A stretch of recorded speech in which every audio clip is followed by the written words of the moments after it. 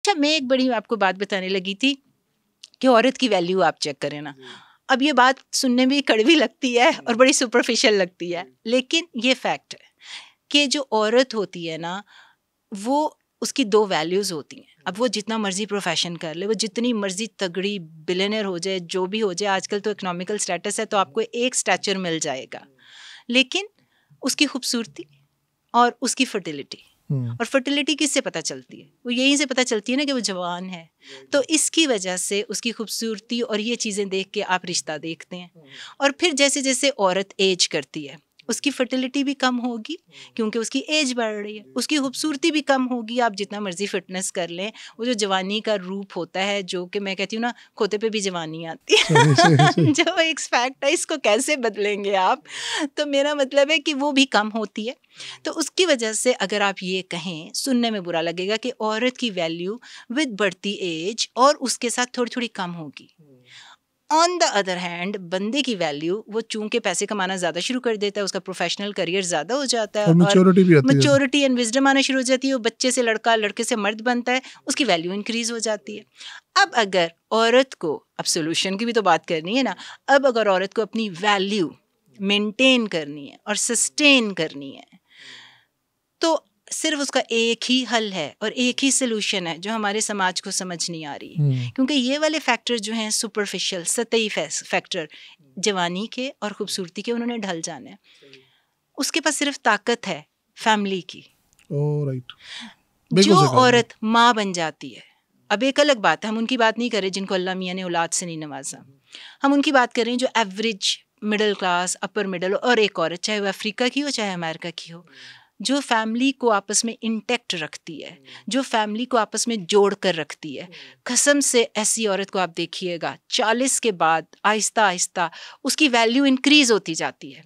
उसके पास एक आर्मी होती है, एक फौज होती है बच्चों की, और जब वो नानी और दादी बन जाती है तो आप देखें जाके हिस्ट्री में, और अभी भी देखें, अच्छे खानदान वाले लोग उनके पाँवों के कदमों के तले बैठ कर उनके पाँव दबा रहे। बिल्कुल सही बात। और औरत को फिर रिप्लेस नहीं कर सकते, क्योंकि उसने जो फैमिली से और अपनी वैल्यू की जगह बनाई है, चाहे वो सास ससुर की खिदमत करके बनाई थी, या फिर उसने अपने हस्बैंड की खिदमत करके बनाई थी, या उस टाइम को अच्छा बुरा सह के कॉम्प्रोमाइज़ करके वो बनाई थी। औरत की वैल्यू बढ़ते टाइम के साथ तभी है जब वो फैमिली को इंटैक्ट रखे। अब ये बात बहुत ज़्यादा लोग कहेंगे जी अच्छा सिर्फ इसी से है, तो वो जो पैसे कमा रही है वो बंदे की खूबसूरती है। बंदे के बस पैसा ना हो ना, 60 ईयर का हो, 70 ईयर का हो, और वो अभी हो जाए बिल्कुल ही, तो अच्छे खानदान वाले तो कहेंगे बाबा जो है ना उसने हमारा बड़ा ख्याल रखा, उसके पास पैसा है, हमें मरते हुए जायदाद मिलेगी। लेकिन अगर उसके पास कुछ भी नहीं है ना, तो मेजॉरिटी बच्चे भी ये कहना शुरू कर देते हैं तुसी कितना किए साढ़े लिए, या आप छोड़ के गए तो पीछे से कर्जा छोड़ के चले गए। तो बंदे का जो आगे छोड़ता है वो बेसिकली उसकी ये एक सिस्टम बना हुआ है जो ऊपर से भी बना हुआ है और हमारे माशरे में भी है, उसके साथ हम फाइट नहीं कर सकते। आप किसी भी औरत को देख लें, आपने अगर ये कहना कि औरत जो है फैमिली को इंटैक्ट करती है, बहुत ज़्यादा लोग जो हैं वो शादी नहीं करते, बहुत ज़्यादा लोग सिंगल रहते हैं, सोशल कनेक्शन नहीं होते, उनकी एंजाइटी डिप्रेशन के लेवल ज़्यादा होते हैं, उनकी लाइफ एक्सपेक्टेंसी कम होती है। और औरत अगर चाहती है कि बढ़ते टाइम के साथ जो है उसका इंटैक्ट रहे, पावर रहे, वैल्यू ऊपर चली जाए। मैं जब तक मेरी अम्मी जिंदा थी, मेरा वो सेंट्रल होम था। मैं अमेरिका से आती थी तो भागी भागी अम्मी के घर जाती थी, सारा खानदान वहाँ जमा होता था, अम्मी डिसीजंस ले रही होती थी, फादर मेरे पैसे दे रहे होते थे। घर में कोई समाजी फंक्शन है, कोई घर में फैमिली का फंक्शन है, घर वाले इकट्ठे हो रहे हैं, उनके बहन भाई ननिहाल से धदियाल से, जब तक मेरी अम्मी जिंदा थी, she was a centre of attention. वो न्यूक्लियस था जिसने जोड़ के रखा हुआ था पूरी फैमिली को। और अम्मी के आगे जो एक टाइम के बाद औरत जो है वो कैरी करती है, वो न्यूक्लियस बन जाती है, और बंदा बैक सीट में चला जाता है, सास ससुर भी सर के ऊपर नहीं होते, और वो राज कर रही होती है, महारानी बनी होती है। एक अच्छे खानदान की बात कर रही हूँ। लेकिन जैसे ही अम्मी फौत हुई, अब हम आते हैं तो घर बिखरा हुआ होता है, कोई इकट्ठे नहीं होता, कोई वहाँ पे एक सिस्टम नहीं होता। कभी जाके बहन भाइयों से मिल लिया तो मिल लिया, लेकिन जो तकद्दुस, जो मकाम, जो इंटेग्रिटी, जो फैमिली को इंटैक्ट रख के औरत की वैल्यू इन द एंड, अब मेरे से आप बहुत डिसएग्री भी कर सकते हैं, सुनने वाले भी डिसएग्री कर सकते हैं, बढ़ती एज के साथ औरत का जो मुकाम है, जहाँ पे वो स्ट्रेंथ हासिल कर सकती है, वो फैमिली के थ्रू है। That is true. और ये पाकिस्तान के अंदर भी और इंडिया के अंदर भी बिल्कुल ऐसे है, हर जगह, अमेरिका में भी सिंगल मॉम की जाके हालत चेक करें। मैं यही पूछना चाह रहा था कि क्योंकि अब यूएस बेस्ड है ज़्यादा, तो बताएं कि वहाँ की जो खवातीन है और यहाँ की खवातीन में ज़्यादा बड़ा फ़र्क क्या आपको नज़र आया after marriage and before marriage as well? देखिए, वहाँ पे एक एक्सेप्टेंस का लेवल है कि अगर डिवोर्स हो जाए तो आपको कोई पार्टनर ढूंढने में इतनी मुश्किल नहीं आती। ये यहाँ पे अभी भी स्टिग्मा है कि डिवोर्स हो जाए तो लड़की का रिश्ता अब हटता जा रहा है, तो दोबारा भी हो सकता है। लेकिन वहाँ की सिंगल मॉम जो है वो उतनी ही तड़प रही है। मैं नर्सिस के साथ क्राउड में बैठती हूँ, 90% वो आदमियों की बातें कर रही होती हैं, डेटिंग की बात कर रही होती हैं, बंदा ढूंढ रही होती हैं। वो किस्मत खराब है कि बंदा अच्छा नहीं मिल रहा होता। आजकल अच्छे बंदों की जो है ना वो काश्त फसल कम हो गई है पाकिस्तान हर जगह, पूरी दुनिया में। अच्छा, क्योंकि औरतों ने तरक्की हासिल करना शुरू कर दी। औरतों का लेवल जो है मैच्योरिटी का, पढ़ाई का, करियर का ऊपर जा रही हैं। और जो बंदे हैं वो नकम्मे के नकम्मे रह गए। एक बड़ा खूबसूरत फैक्ट ये है कि औरत कभी मैरी डाउन नहीं करती और आदमी को फर्क ही नहीं पड़ता।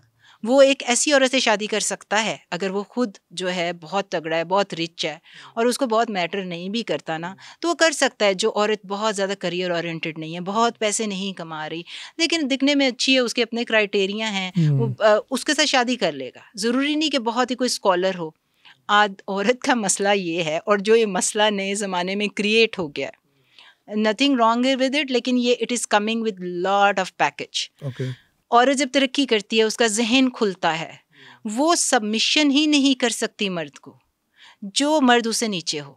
ये बड़ा इशू है। ये इशू औरत के साथ हो जाता है। अब अगर मैंने पीएचडी की हुई है और मेरे सामने वाला जो है उस बीकॉम, बीए, कोई छोटी मास्टर्स के, चाहे वो जितना मर्जी अमीर हो, चाहे उसके पास जो मर्जी हो, अगर वो मेरी बात समझ नहीं सकता इंटेलेक्चुअल, या वो उस तरह के डिसीजन मेकिंग नहीं ले सकता, या उसकी वो बाउंड्रीज नहीं हैं, और मेरे से इम्प्रेस रहता है, और कभी कभी मुझे डिसीजन लेने पड़ते हैं और मुझे कहीं ये एहसास हो जाए कि मेरे से कम है, तो औरत ऐसे बंदे को सबमिट भी नहीं करती। क्या फिर वो दूसरे बंदे की तरफ जो उससे ज़्यादा पावरफुल जगह पे बैठा होता है उसकी तरफ भी फिर वो, इसके बड़ी गंभीर समस्या है ये सही। इसके बारे में बात करते हैं।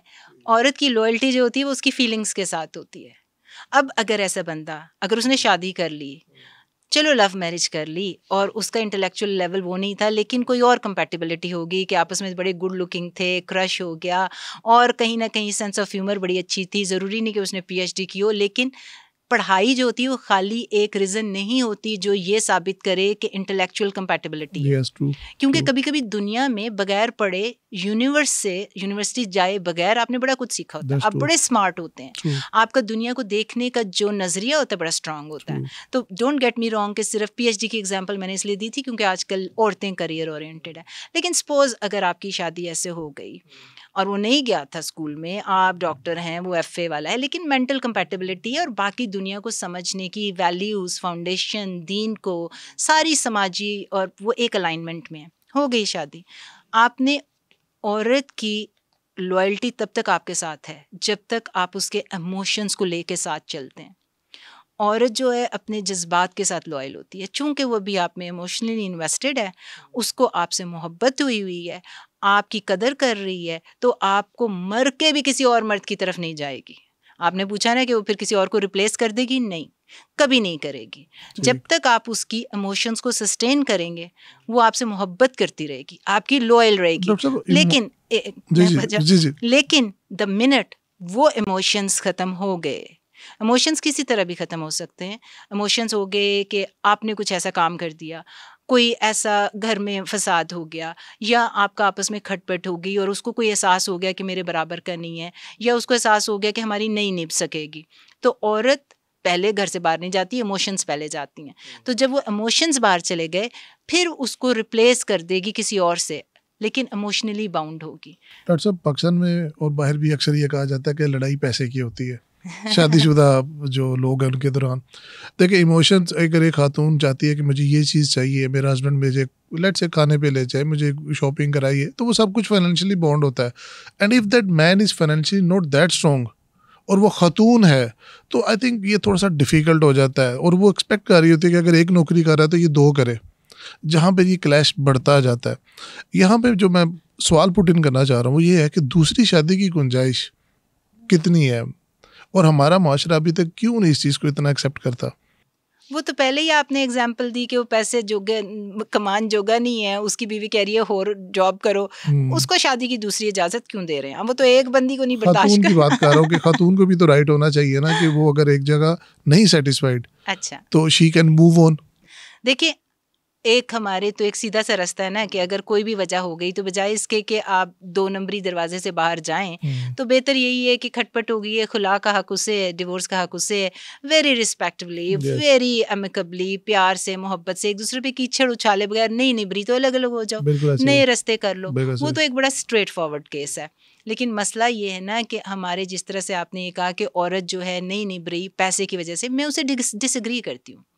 मैं ये मानने के लिए तैयार ही नहीं हूँ कि जो औरत दिल से मोहब्बत करती है अपने मियाँ को, वो उसको मकरो फरेब या उसको पैसे के पीछे या उसको स्ट्रेस दे। देखिए, पैसा जो होता है ना वो कंफर्ट लेकर आता है। पैसा चाहिए फीसिस देने के लिए, आपने अपने बच्चों को अच्छी एजुकेशन देनी है, वो भी आउट ऑफ लव कह रही होगी कि मेरे बच्चों का अच्छी जगह एडमिशन हो जाए, लेकिन वो कभी भी अपने बंदे को उस तरह का स्ट्रेस या उस तरह का जो होते हैं ना उसको बदजन करने के लिए, बदकलामी, बदलिहाजी, ये वहीं पे होता है जहाँ मोहब्बत नहीं होती।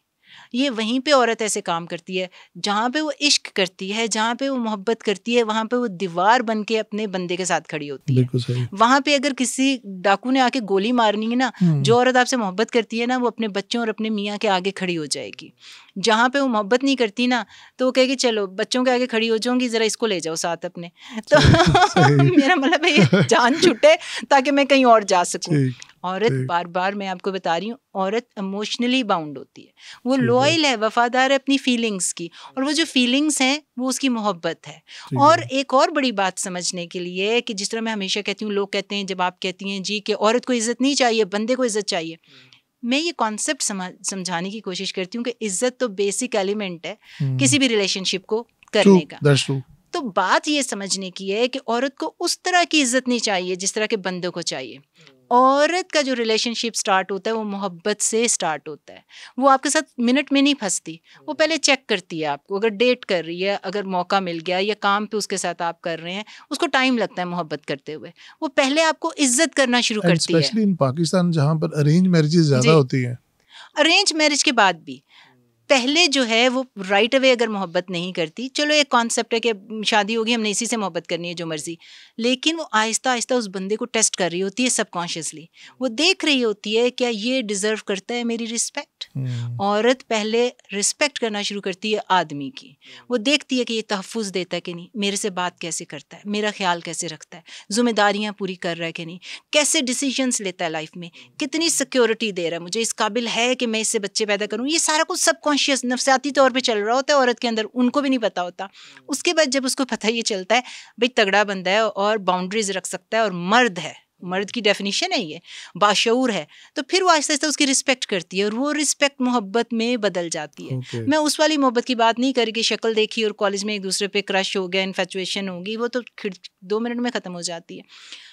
आदमी जो होता है ना, इसलिए मैं कहती हूँ कि औरत की मोहब्बत पहले वो उसकी रिस्पेक्ट करना शुरू करती है, फिर मोहब्बत करती है।